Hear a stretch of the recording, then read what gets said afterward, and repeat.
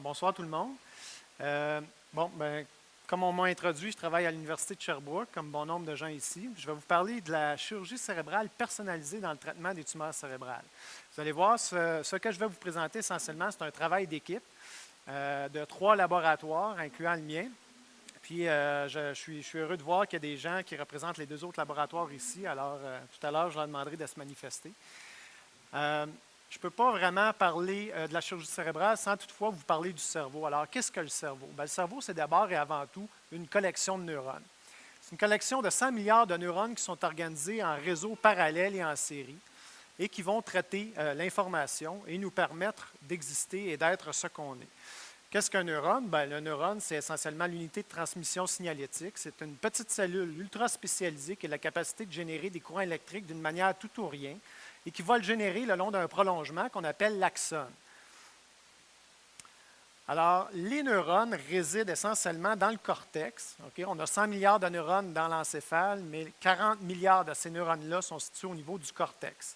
Qu'est-ce que le cortex? Bien, c'est essentiellement la couche externe du cerveau qui mesure que quelques millimètres et qui contient 6 microcouches qui contiennent, quant à elles, tous les neurones du cortex. Ces neurones-là sont organisés en colonnes. Si on regarde l'organisation microscopique du cortex, on voit que les neurones sont bien organisés en colonnes fonctionnelles. Et on disait qu'on a 40 milliards de neurones dans le cortex. Bien, il faut savoir que chacun de ces neurones-là va faire des milliards de connexions, ce qui va faire qu'ultimement, dans chaque cerveau de l'être humain, il y a pour 40 fois 10 à la 14 connexions neuronales. On dit qu'il y a autant de connexions neuronales ou de connexions synaptiques qu'il y a d'étoiles dans notre galaxie. Alors, en fait, ce qui permet aux neurones de communiquer entre eux, ce sont leurs prolongements qu'on appelle les axones, qu'on va aussi appeler la matière blanche.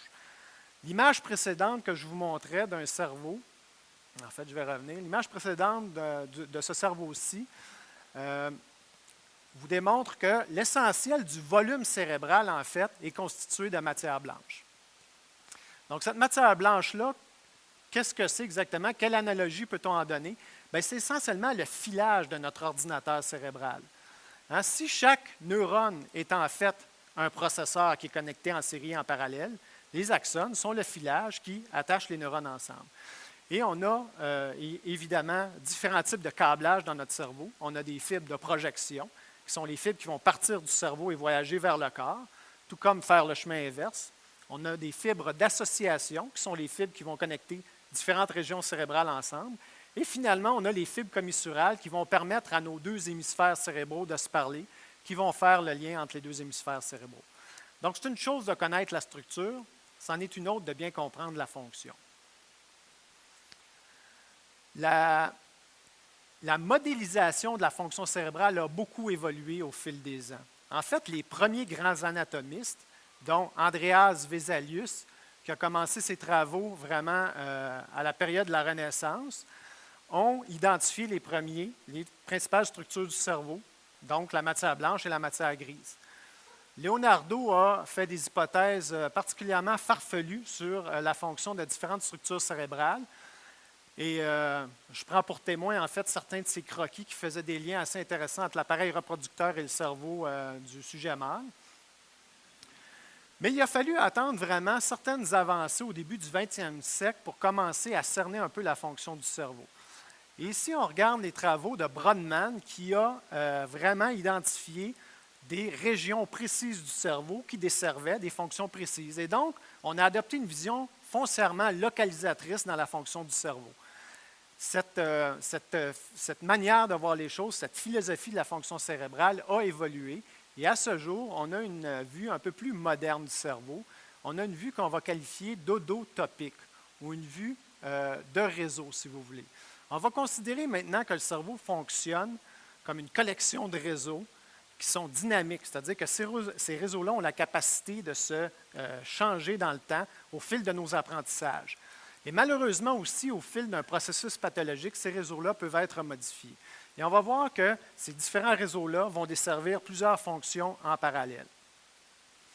À titre d'exemple, je vais citer le projet du connectome humain, qui est un projet mondiale. En fait, il y a 2 entreprises de connectomes humains, une européenne et une nord-américaine, où on essaie d'établir, à l'aide de différentes technologies de résonance magnétique, différentes technologies d'imagerie, le câblage global du réseau de l'être humain.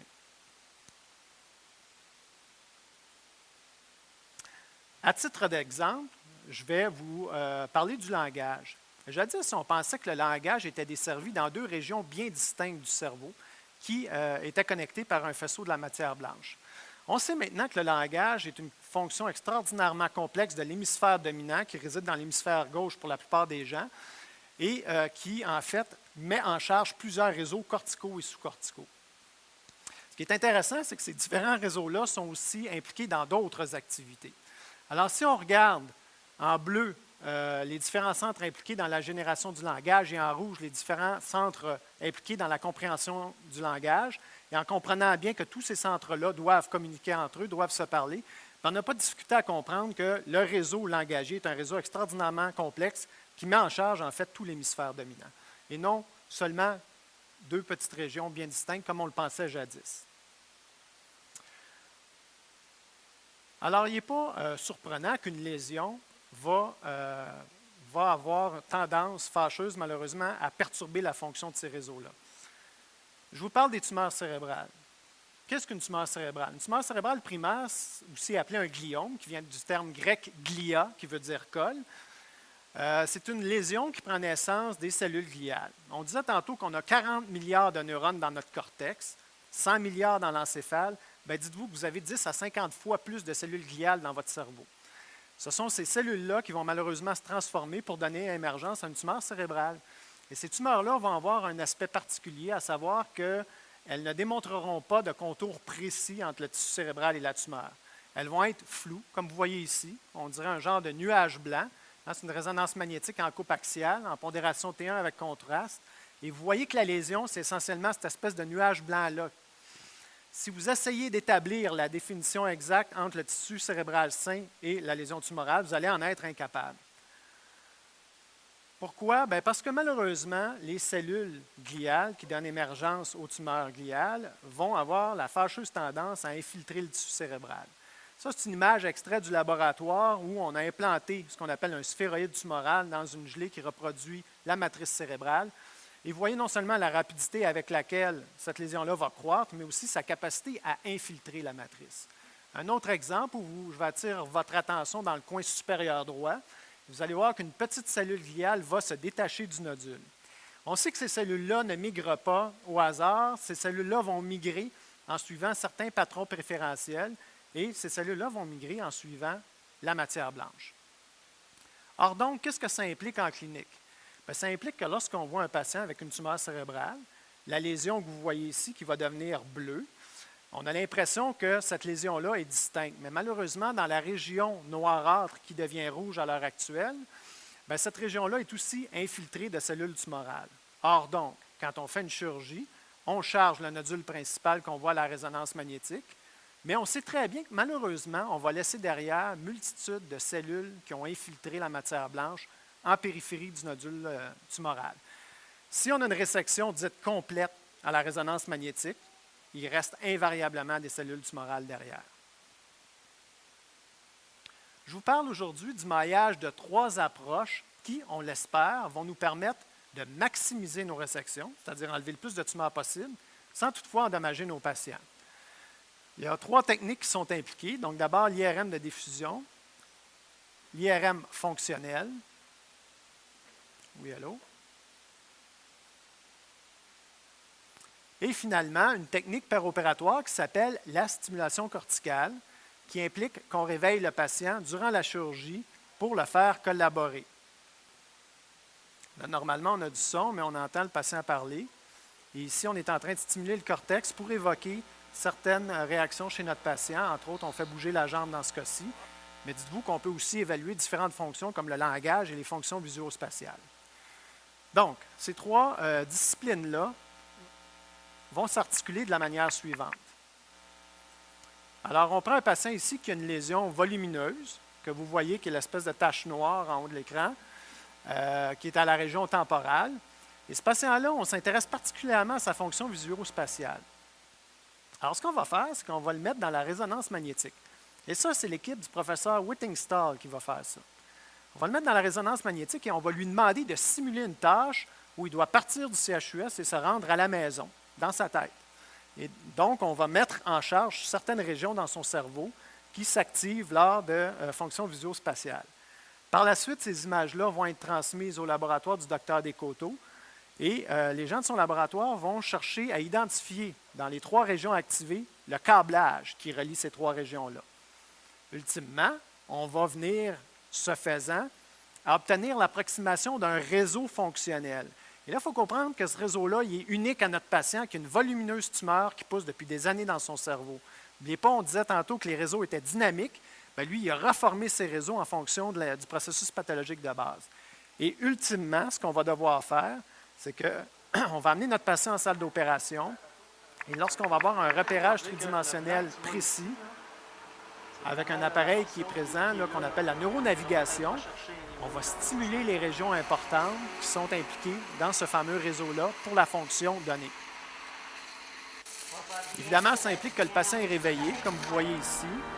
Il est capable de communiquer avec nous. Il est capable de nous faire part de ses impressions, mais il est aussi capable de collaborer à une tâche langagière, à une tâche visuo-spatiale. Et ça, évidemment, je ne le mentionne pas, mais c'est tout à l'honneur des anesthésistes qui travaillent avec nous, qui ont développé une méthodologie d'éveil des patients en salle d'opération qui est vraiment excellente. Là. Je vais juste vous montrer la dernière image. Vous allez voir que pour ce patient-là, on stimule vraiment le cortex pour essayer de voir les fonctions visuo-spatiales. On essaie de l'empêcher, en fait, de déclencher une tâche visuo-spatiale. Vous voyez, avec la sonde bipolaire, on stimule son cortex. À l'heure actuelle, comment ça fonctionne tout ça? C'est un peu le génie de... En fait, c'est l'idée, je pense que l'idée de base, c'est l'idée du professeur Whittingstall, c'est un peu le génie des 2 équipes de ces laboratoires-là qui vont... D'ailleurs, ça, c'est une image qui regroupe les principaux acteurs là, avec le docteur Descoteaux et le docteur Whittingstall. Évidemment, tous les étudiants qui sont impliqués là-dedans. Max, tu es sur cette image-là. C'est important parce qu'il y a plusieurs des vidéos que vous allez voir que Max Chamberlain, qui est ici présent, a produit. Et le but, c'est d'importer cette technologie-là en salle d'opération pour une utilisation quotidienne. Donc, comment ça fonctionne, cette histoire-là? Ah, excusez, j'ai manqué ma ligne, mais je voulais juste vous montrer un exemple de tumeur qui, traditionnellement, aurait été considéré comme non résécable parce que logé vraiment dans un site vraiment important pour le langage. Et le but, c'est d'être capable de procéder à une résection le plus complète possible de cette lésion-là, sans évidemment, toutefois, abîmer la fonction langagère de notre patient. Donc, comment ça fonctionne? On procède à une acquisition de résonance magnétique de notre patient. On monte ça dans un volume tridimensionnel qui nous permet de représenter non seulement le cortex du patient, mais aussi les principales régions corticales fonctionnelles. Et on éclate, en fait, ce modèle-là dans lequel est inclus la matière blanche. Et il faut comprendre que chacun de ces modèles-là est unique. Hein? Le câblage d'un patient est unique au même titre que votre empreinte digitale est unique. Donc, chaque cerveau qui va être reconstruit comme ça va être unique. Et évidemment, la présence d'un processus pathologique va venir distorsionner toute cette organisation-là. Et encore une fois, malheureusement, on va le faire de manière unique. À l'heure actuelle, on procède d'une manière un peu arbitraire, en ce sens qu'on n'a pas encore de repérage à la salle d'opération en temps réel avec notre appareil de neuronavigation. Donc, on se rencontre avant la chirurgie pour discuter vraiment de l'acquisition des données qu'on a eues et on fait une planification préopératoire. Dans le cas qui nous préoccupe, vous voyez la boule rouge qui est en fait une portion de la tumeur, qui est un kyste. Et là, on est en train de faire le tour de la tumeur qui est située dans un endroit particulièrement éloquent, qui est situé dans le lobe pariétal gauche. Et essentiellement, on essaie de voir s'il y a des fibres fonctionnelles au sein de cette tumeur-là. Ce qu'on a fait avec cette patiente-là, en fait, c'est qu'on l'a opérée, on l'a réveillée pour vraiment confirmer le fait qu'effectivement, ce qu'on avait eu comme valeur prédictive préopératoire était réel et qu'il n'y avait pas de fibres et de régions corticales impliquées dans la fonction de la patiente. Un autre exemple, à mesure que l'expérience avance, on prend de la confiance, Cette patiente-là, on ne l'a pas réveillée durant la procédure. Voyez-vous, c'est une lésion frontale relativement antérieure. Encore là, les images, vous voyez bien le vide de fibres de matière blanche. Les images nous ont laissé croire en toute sécurité qu'on pouvait procéder à la résection complète de cette lésion-là. Et c'est ce qui est arrivé. La patiente n'a pas souffert de déficit. Et ça, c'est le dernier exemple que je vais vous montrer d'un patient qui a une volumineuse tumeur dans la région pariéto-occipitale, à l'arrière ici. Et là, malheureusement, pendant la résonance magnétique fonctionnelle pour la tâche que je vous décrivais tout à l'heure, qu'on appelle la tâche de Rowland, c'est-à-dire qu'elle devait s'imaginer qu'elle retournait chez elle, bien, vous voyez qu'il y avait une zone d'activation au sein de la tumeur. Lorsqu'on faisait la co-registration, si vous voulez, avec les images de fibres de matière blanche, on voyait essentiellement que les fibres de matière blanche avaient tendance à contourner cette lésion-là, qu'il ne semblait pas y avoir de fibres actives au sein de la lésion. Il y avait un paquet de fibres très important à la portion antérieure et latérale de la tumeur. Et persistait cette zone d'activation-là au sein de la tumeur, qu'on a considérée comme déconnectée, parce que lorsqu'on allait dans cette zone d'activation-là, il n'y avait aucune fibre fonctionnelle qui semblait partir et aller rejoindre d'autres centres. Donc, ça nous a rassurés sur la résection. C'est quoi le futur de tout ça? C'est quoi le futur de cette approche-là? Bien, essentiellement, ça va être la capacité, et ça, c'est les gens chez Maxime Descoteaux qui sont en train de développer ça, ça va être la capacité de segmenter la tumeur, de l'identifier en préopératoire, de segmenter les structures normales. En jaune, vous voyez ici les ventricules qui sont des réservoirs de liquide. Ça va être la possibilité vraiment d'aller étudier chaque système de manière indépendante et autonome. Ici, on étudie ce qu'on appelle le cingulum, qui est un système transversal. Et on étudie la distorsion de ce système-là causée par la tumeur.